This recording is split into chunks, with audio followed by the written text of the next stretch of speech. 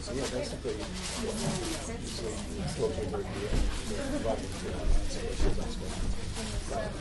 some kids can come and go. But there's also people online. Are we on? Yeah, did you, I thought you said you were ready to go, so. And so yeah, those people are watching us from around Australia. Okay, so this is our final session for the day. It's basically all about genre fiction. And the bio says, do you like sci-fi, fantasy, crime? Actually, let's do a bit of a quick survey. Who here reads a lot of sci-fi? Yeah? Any fantasy novels? Crime? True crime or crime fiction? Horror? Yes. Yeah. What else we got? Romance? All right. So we've got a pretty captive audience. Does anyone write any of this stuff?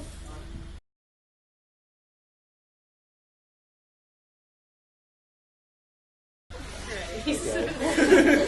Are you going to go to the crime readings tonight? I'm not sure I can make it, but Yeah. Yeah, it's basically after this. It's at 5 o'clock. Is it? Oh, I thought there was. Oh, no, there's a late night one tonight. Yeah. Amy Dale, who was the crime writer for the Daily Telegraph, was in our first panel about non-fiction writing.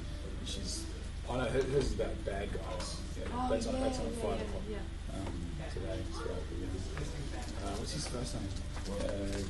Gittin, the guy, the crime. Horrible story. Anyway, so we've got some horror. Anyone write anything else? Sci-fi? Aspiring writers of anything? No? Yeah, that's what There are. Just not volunteering. Yeah. Yeah, that's definitely okay. So we have Charlotte McConaughey here with us, and she's the author of several speculative fiction series, including The Strangers of Paragor, The Chronicles of Kaya, is it Kaya? Yeah. And The Cure. And you're originally from Armadale. I went to UNE. I was there for. Yeah, I grew up in Alabama. I like it's a great place. And she recently graduated from the AFTRS, which is Australian Film, Television and Radio School, with a master's in screenwriting. So, let's talk about AFTRS. So we've talked about heaps of different courses and big places like Express Media and opportunities for young people. But what is AFTRS, or the Australian Film and Television? Okay, well, I started writing pretty young, and I kept getting told not to do creative writing courses because it messes with your voice and you lose confidence in your style and basically who you are and what you want to write about, because they can be very critical and harsh, whatever. So I was kind of always a bit wary of going to do any sort of creative writing courses. So I didn't do that for a few years, and then I just kind of got to the point where I was just really tired of not learning anything. So I decided to go and do screenwriting at AFTRS because they offer. I did 2 years there, so it was a graduate diploma and then a master's. And what they kind of do at AFTRS, instead of playing with your prose and kind of nitpicking things and making it really hard for you to have a voice, they instead teach you craft principles that are more general. So it's like story structure, how to develop a character and take them through a transformation throughout the structure, how to use twists and reversals and turning points to present challenges to your character, how to find a perspective on what you want to say, and how to kind of work that premise into your character's journey.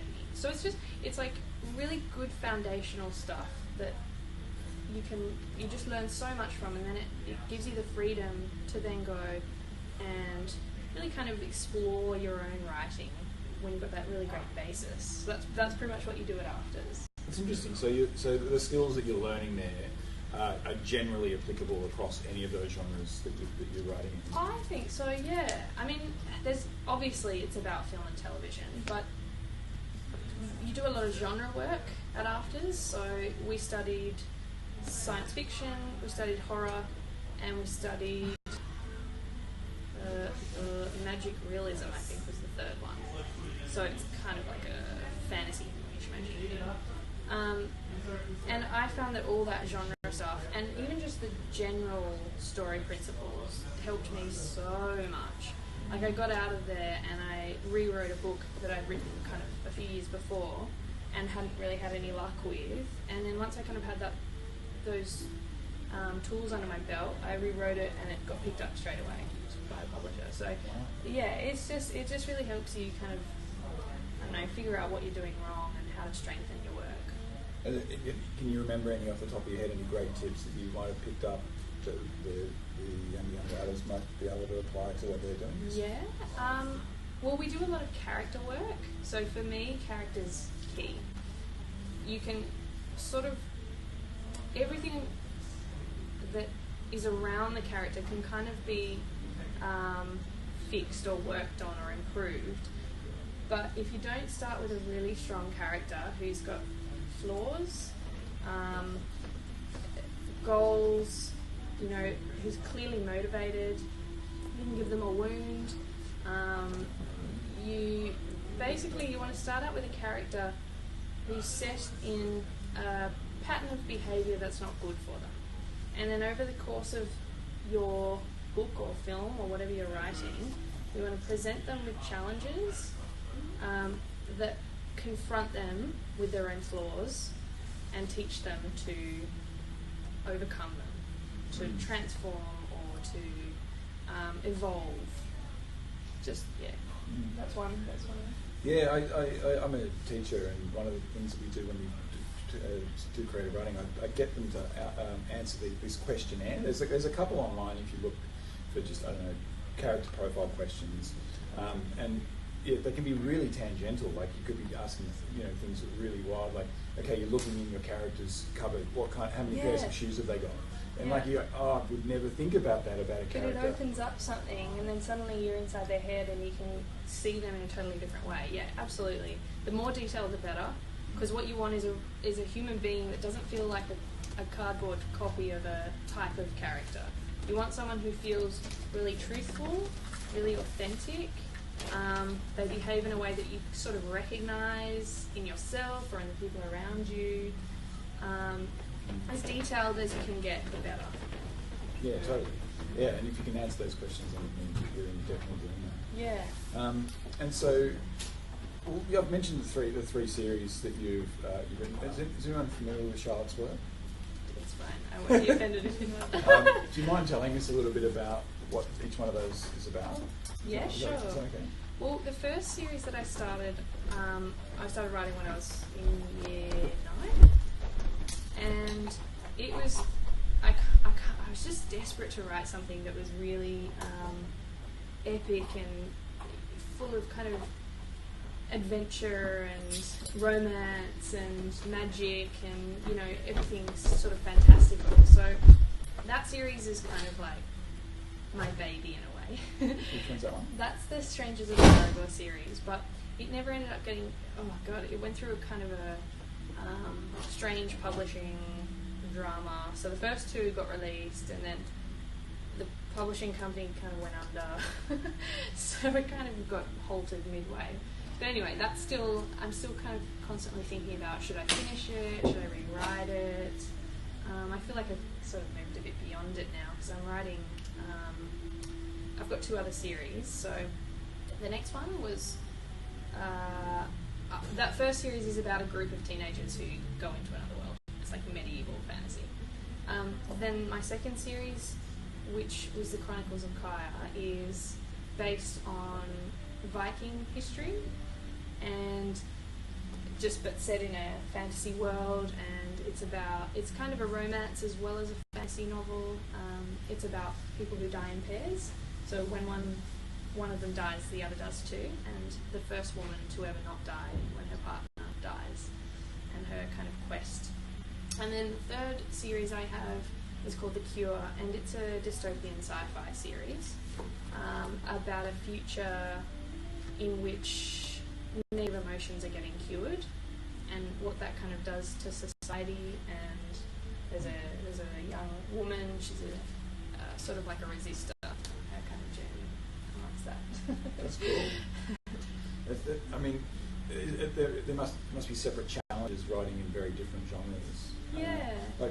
So you talk about there's some consistencies, with character and character is key. Yeah. What's really different about writing about those three different genres? Okay, well, sci-fi has it's got a lot more guidelines, I guess, than fantasy does. Fantasy tends to be more open to your interpretation of things. I mean, it's always a good place to start with a kind of basic historical period, or, I tend to go from there and then just make up my own world based on that. But with sci-fi, the main rule is that you have to start from a point of this being of the real world. So it's usually a prediction of the future of this world, or science. You use pseudoscience a lot because it's more fun. And in sci-fi, there's levels of. So you go hard sci-fi or soft sci-fi, and hard basically means the more realistic the science or the more plausible, whereas soft sci-fi is sort of more in the realm of magic. I mean, it's not magic, but it can lean towards magic, and it's more fantastical. But yeah, there's lots of sci-fi rules. It's about kind of fear of what's happening to society. It's wouldn't it be cool if if we could come up with a technology to do such and such, or what if the community does this? It's just kind of future predictions on the real world. Do you read a lot within those genres as well? Yeah, I do. Yeah, I try to read as much as possible. There's a lot of paranormal out at the moment. That's a really big one, which I kind of like because I think it's sort of a fun mix of fantasy, horror, romancy stuff. Oh, you should have come to the Young Writers Festival last year. The formal was called the Paranormal Formal. Cool! That would have been so fun. Yeah, it's a space theme this year. Oh yeah. I just remembered something. Actually, we had Garth Nix launch the program. He was talking all about character and how he describes them as icebergs, and when you're actually reading the book, you're only actually seeing the very top of that, but there's a lot of work done below that. Yeah, definitely. And Lucy, I saw you doing work before. Do you want to talk about the characters, drawings and stuff you've done over there? Well, in our group we making a robot sort of, and each of our characters we made a question list. Yeah. So their name, age, gender, and then the strengths, weaknesses, and then because they're killers, we take their motive and how they do it. Great. Their backstories. Creepy. Yeah. That's awesome. Yeah, I wonder if it's worth having a look at that. Do you mind bringing it up later on? We can have a quick look. Yeah, go on. And we'll if you're not comfortable, that's totally fine. We can. So there's different rules. There's the character is key. Is it through reading that you get a lot of ideas for things? You must. Do you have a science background at all? No, not at all. Yeah, it's 100% reading. I just read constantly. I practice my writing constantly. The more reading and writing you can do, the better your work will be.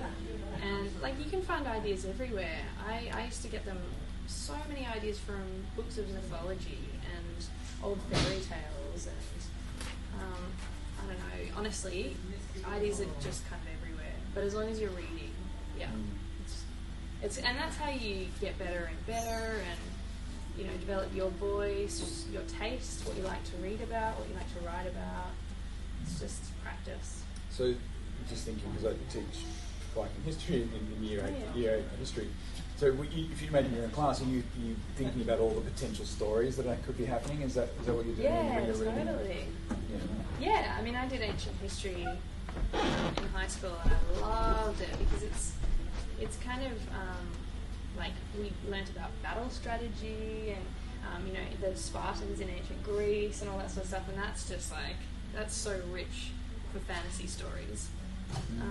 Even historical kind of novels. There's everywhere. So did you do much further research when you were looking at the Viking series? Was it?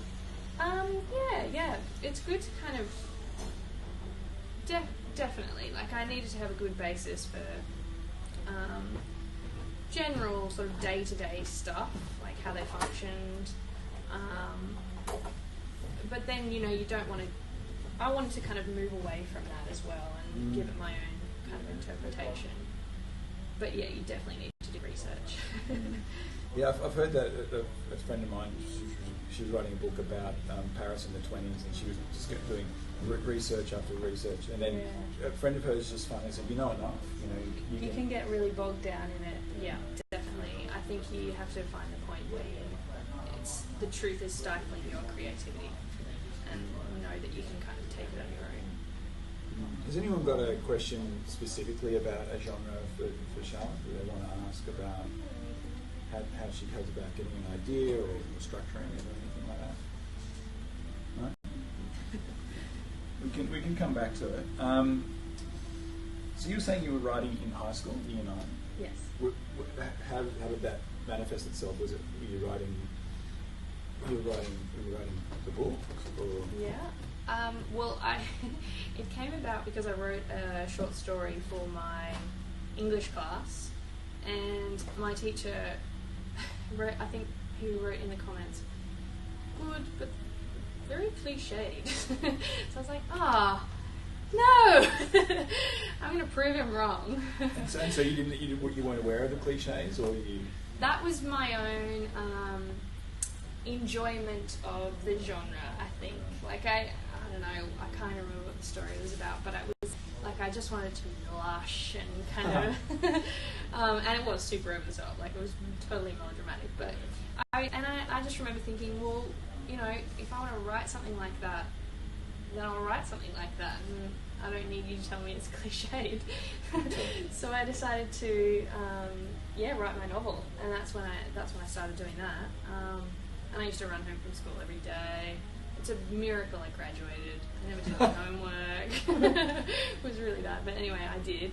And then, I finished that maybe 2 years later, and I was 17 when it got signed. Wow. But, show that teacher. Have you, you say he, so have you gone back and have you signed a copy and given it back to him? I'm like, look. No, I haven't. I'm too shy. He was actually really nice, and it was probably a fair comment that it was cliched. It's interesting. I see a lot of kids in my class reading fan fiction. Like I ask them all to bring books in to read for 10 minutes at the start of the lesson. Some of them are now bringing in tablets or printed off things from the internet, and it could be Harry Styles, kind of One Direction stuff, or it could be fantasy or whatever. Does anyone here read or write fan fiction as well? Yeah? What kind? Really just anime characters. Yeah, right. So is that reading it or writing it? Tried writing it. It didn't really turn out well. How come? I've started multiple stories and I just don't know how to continue. Oh, okay. Well, what you usually have when you've got a problem with your ending is a problem with your beginning. So the start and end of a story need to work together. So whatever you're setting up in Act 1, beginning, you're going to pay off in the end. That's what your climax is going to be about. So maybe what you need to do if you're getting stuck is go back and think about your characters, think about what you want them to learn, and think about what their goal is, whatever their challenge is, and then you'll find your ending. I don't know if that helps. Sorry, I'm busy with scribbling that down. But it's usually a problem with the start. Yeah, it's good advice. With the different genres, are they the same publishers? Different publishers? No, I've got two different publishers. Yeah. And is the process the same, or is it different? It's pretty much the same. Like, you get different editors. So some editors you have will be quite influential, I suppose. Like, they'll want you to make a lot of changes. you'll get an edit that will be the structural edit, and that'll be big picture stuff. Like they'll give you a page that says, "Oh, I like this character, but I didn't really believe when they did that," or maybe you need to set that up better, or there's a bit of a plot hole there, or stuff like that. And then you'll go into what's called the line edit. So they send you back a copy of your manuscript and in track changes, and they'll just have it's like red pen.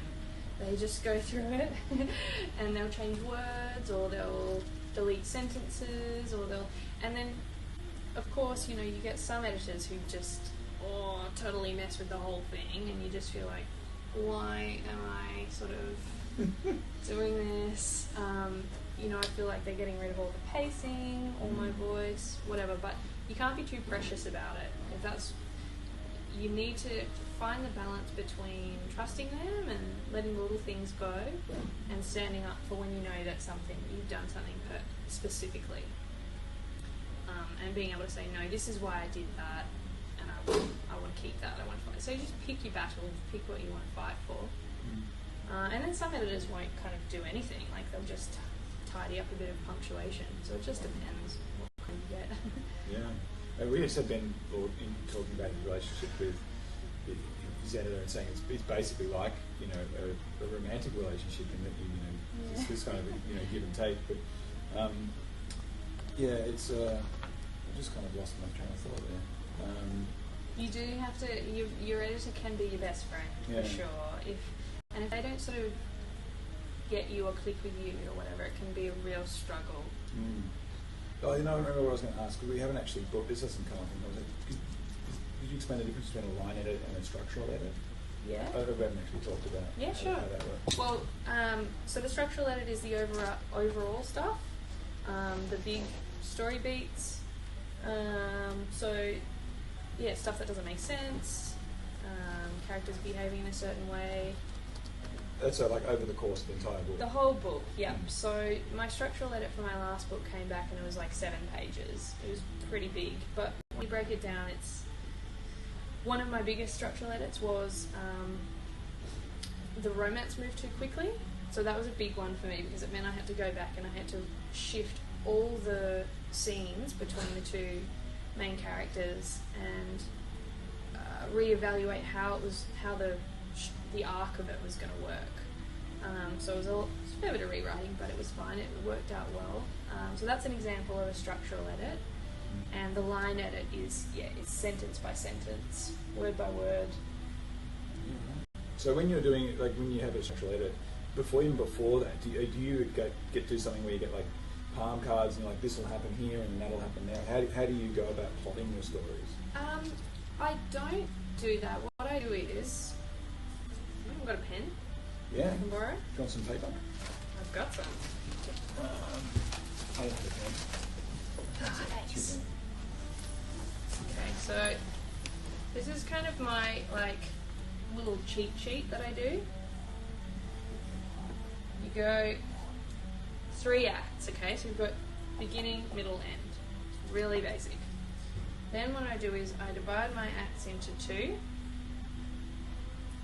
Put a beat there, beat there, beat there, beat there, beat there. Okay, now what I mean when I say a beat, it's a bit of action that happens that propels the story in a different direction, or the characters in a different direction. So this will be beat 1. This will be where something will change for my main character, and that'll set them on a different path. This is beat 2, which is what I call a main tension. So this is the part of the story, that's like the guts of your story. This is whatever mission or journey or battle or whatever, and I mean that in a personal sense as well. Like it doesn't all have to be fantasy or whatever, but it's the journey of the story. Here's your midpoint. This is the point of no return. Your character can't go back at this point. They can't go back. They've changed for better or worse. The stakes get higher, so things get more important, more dangerous. They've got more to lose. This is called the major setback, which means that the character faces something really terrible. So it's like all hope is lost. It's that point in the story when you go, oh, okay, we're getting to the end here. everything's kind of destroyed. And then this is the final push little bit.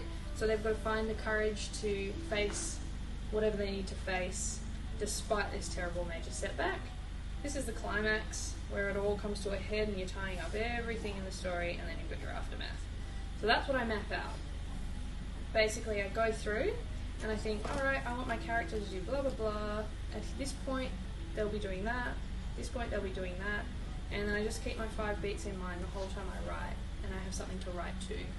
But other than that, all the scenes in between, I just kind of let them take me wherever I want them to take me. I try not to plan them too much or plot them too much, because I think you lose the organic writing thing that happens when you plan too much. That's interesting. So when you get to one of those beats, like say you're filling in the gaps, really, have you ever found that you wanted to change one of those beats? Yeah, definitely. Like, it's not always. I don't like to kind of be too locked into it. Like, if I feel like, usually, you just have a sense of, oh, that could happen there, or maybe that'll end up happening up here, or Do you mind if I hold on? Sure. So this is the start? Yep. So do you then write it in a linear fashion, like you start here and then you go, oh, now I'm at the end, or can you just jump ahead and do bits and pieces? I personally usually write start to finish with a few like, if I'm not in the mood to write this bit here, I might sort of write a scene there, but generally it's like linear. But I know lots of people that do the palm card thing and they map it all out and you can do whatever scene comes. But if I write stuff down here and then I go back and do that, it's going to have to change, because this, stuff comes out of that whole section that you would never predict. It's like Back to the Future. Yeah, the characters the characters lead themselves. I never know what they're going to do half the time. They surprise me. Yeah, that's cool. And that is really fascinating way of doing things. And I think by the time you get into the end of that line, you'll know your character even better than when you started as well. And then I guess you can then go back if you wanted to and add little bits that will kind of be tells for later. Definitely. Has anyone ever done an exercise like that, even in a short story or something they've worked on at school, or like has a teacher ever taught you how to plot something like that? Yeah, I did that for my major work. You did that? How'd you find the process? Yeah, it was actually really helpful because I can't write straight, like I can't do it in order. I have to do it in bits and pieces. So the way I actually structured my major work ended up being kind of like chapters kind of thing, and I wrote them completely out of order. And this helped you to kind of keep in mind what you needed to do and where it all needs to be. Yeah, like all my symbols and all that sort of stuff and everything that was in between. Yeah, like a map. Cool. Did anyone else had a go at doing something like that? No? It's interesting because you can really see what's happening, and it's also good to keep, if you're doing something like this, you know what, you can keep going back and saying, oh, look at what my character's thinking here, look at what they're feeling here, and you can kind of see what starts to happen and where you need to get them to in order to sort of tie up what you've set up in the beginning. It's just a really kind of simple way to see their journey and their process. Because often it gets a bit lost and it's hard to figure out what they're learning, changing, and all that sort of stuff. I've heard writers describe characters as kind of living with them, and they can talk to them and they understand them and stuff. Like when you finish a book, is that done for you, or these worlds that you're creating, whether it's fantasy or sci-fi, is there potential to mine more out of those? Do you think? Yeah, well, that's why I write series, because it's really hard to let go of a world once you've created it. And your characters, they're your best friends. You just fall in love with them. I really struggle to leave one. How I'm working at the moment is I kind of do one book for one series, one book for another series, one book for one, and I kind of go between. But it's going to be awful. It's going to be like they died when I finish. It's kind of like a writing holiday, though. You're going, I'll go over here for a bit, and then come back over here. It's really cool. Yeah, keeps it fresh. Have you got any kind of practical advice for people just starting out, like that might not have ever written anything with that kind of size, or it might just be kind of thinking about, oh, well, maybe I could start this. Like, have you got any advice for people starting? Yeah.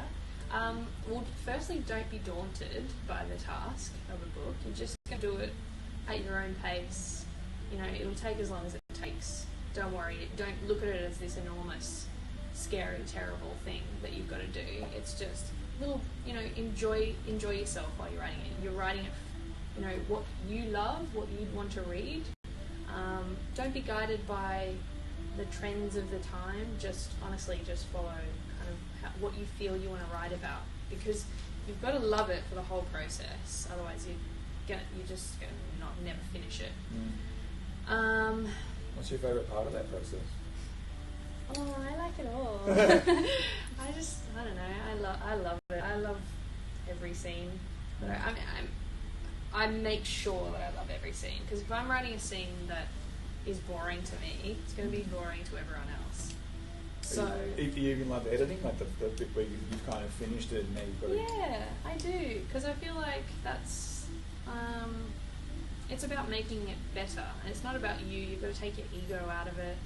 It's about using the people around you to help you make this piece of work better, so that more people will enjoy it, and that's exciting as well. But like there's stuff you can do to start out. Short stories, enter competitions, do all that sort of stuff, just to kind of keep practicing. And the more you do, the better you'll be. And if it helps you, map it out with whatever structure you think is helpful to you. Otherwise, just launch into it and go for it. Is there a big kind of community base in different genres, like that where you can get feedback on your stories or share them with other people? Is there that kind of thing online somewhere? Or? Well, yeah. Look, I'm not hugely tapped in, but I do have this, because I sort of tend to write in a bit of a vacuum. But it did change a lot for me when I went to Afters, because it was like suddenly realising that there are other people who do the same, and you can support each other, and it's actually really amazing, because you need people to read your work who you know are going to be honest and not competitive and not sort of... Yeah, that was interesting. That's what Ben Law just said about writers that are not competitive. It's just the way it's a big thing. Because it's not a huge community. It's also about helping everybody out. Because you're all kind of struggling on your thing. It's way better to have supportive networks. Yeah, and you don't want to be around people who sort of want to score points off you and give you feedback that makes them feel smarter, and put you down whilst in the process of it. That's not cool at all. So the Speculative Literature Foundation is this thing online, and it gives you this really great list of a whole lot of magazines and websites and stuff, and you can go there and you can read people's stories, you can submit, and it's like a really kind of cool online community. I would also recommend joining the New South Wales Writers Centre, or whichever. Is everyone here in New South Wales? Yeah, there's also a Hunters one. Yeah. But there are people online. Different, so there's any state. There's a Tassie one, so there's people in Tassie, South Australia, Queensland. They've all got writers' centres. Yeah. They're a really, really great thing to be a part of, because they run workshops, they run readings, festivals. You can go and you can sometimes you can stand up and read your work and have kind of a feedback session, or you can just go and listen to authors speak. They're really good. Or go to Afters. It's great. And they do a foundation course there for when you finish school, so you can go and... Is Afters just in Sydney? Yes. Yeah. They do have online courses. That's a good question. I don't know if they do that. They definitely do part-time, but I don't think they do online stuff. But there's lots of online correspondence courses around. I wonder if it's worth looking into holiday things for schools. I mean, they must do something. Oh yeah, totally. There's heaps of open, it's called the open courses, and that's like for your age group. They run heaps of workshops, and they're really fun. Does anyone have any questions they'd like to ask at all about anything? No? Oh, yeah. Have you ever looked back on a piece that you've written and realised that you hate it? Yeah. Definitely. And like, how do you face that? Like, do you like try and fix it, or do you just let it fly? Well, I guess it depends what has happened with it. So, if I hadn't published it, or if it, if it was sitting in my drawer and I hadn't done anything with it, and I went back, and this has happened a lot, I'll go back and I'll realise that a book or something that I wrote a few years ago needs a lot of work. And if I can kind of see that it's got potential to be something good, I'll definitely rework it. If not, I'll just let it go. But like the first novel I told you about that I wrote while I was in school, I can't even open it. I'm so horrified by it. But so that's kind of what I've had to figure out, whether I'll sort of rewrite it and re-release it. Because there's a lot of people who sort of pester me constantly about where's the third book, where's the fourth book, and I'm like, oh, should I redo them all, or just kind of let them be? And I think you just get to a point where it's a process and you learn more each time, and of course you're going to look back and know more now than you did then, and that's natural, and embrace that. Don't be too embarrassed and don't be too hard on yourself. Let's have a go. Yeah. And that's probably a good segue to actually highlight some of the things you can do over this weekend. So, again, tomorrow there's an opportunity to write a ghost story and have it read, or for you to read it tomorrow night if you're interested in doing that. And also on Sunday, you're going to have your stories read by National Young Writers Festival mentors. So tomorrow, especially, kind of really work on some ideas that you're interested in showing to some people, and you get some feedback. Do you have any other questions at all that you want to ask about anything to do with genre fiction? I've got one. Oh, there is one on the computer. Yeah, it's do I read it? It's kind of a long one. Is that Yeah, sure.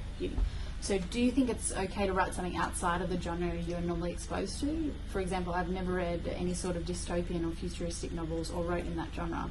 But at the start of this year, I had an idea for a novel which was about a sort of future where there is intellectual oppression as a tool to stop conflicts or problems. The problem is that I still have no interest in reading any novels which would normally be in that genre. So the result is that it is a kind of novel where the style and the topic don't really match as much as they typically would.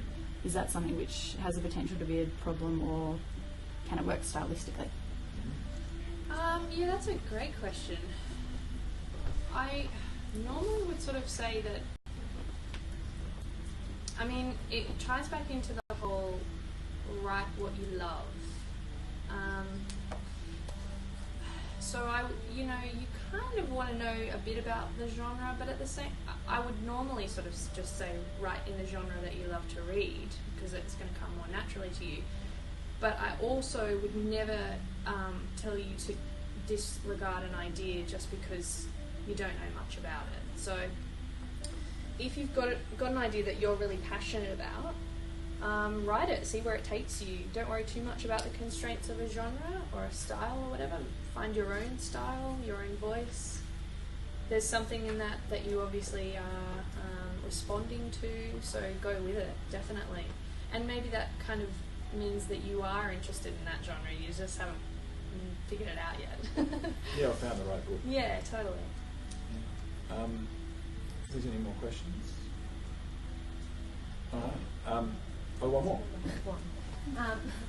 When you go about creating fantasy world, I know that you can do it from like a mold of different aspects of history, but have you ever created one straight from scratch, and like how would you go about creating one? Well, a lot of the fantasy that I write is inspired by the fantasy I read. So, because you can't just sort of pull something out of nothing. Everything you write does come from inspiration that you're taking from the world or what you're reading or whatever. So I guess when I haven't been thinking about a certain time period, I would be most inspired by a fantasy novel that I just read and kind of think, I like the way they sort of did that style of world. Maybe I could do something like that and put my own kind of twist on it, or I don't know. Fantasy's a bit of a tricky one because people seem to think that it's just absolute kind of chaos, but there is method to it. You've got to have something about it needs to be relatable so that people can kind of understand where they are and how the world works, and it's just easier if you sort of are inspired by real stuff, I guess. But yeah, sorry, that's a bit of a Well, I think, weird answer. I think what that means though is that if you're relying on tropes or things that happen a lot in fantasy, sci-fi, whatever, you don't have to do as much explaining because Yeah. people recognise those kinds of elements in the story. Because if you've made something completely new, you'll have to explain why this works and that works, and it could bog the story down. Yeah, definitely. Is there another question on the? Oh no, I was just checking that there wasn't. Yeah, no. Cool. I think that's about it. And I'll, thank you so much, Shah, for coming on. Everyone give her a round. So thanks everyone online as well that's been watching for the whole day, and everyone here for being involved and so attentively taking part. I'm going to actually go and see another thing now at 5 o'clock called Write Up the Jobs, because I run Writer's Block, and it's going to be interesting to see what everyone has to say. And so tomorrow we're starting at 10 with Will. So Will's obviously gone home to have a sleep because he's just come from America and he's jet lagged. So yeah, if everyone can get here at 10 tomorrow, that'd be really awesome.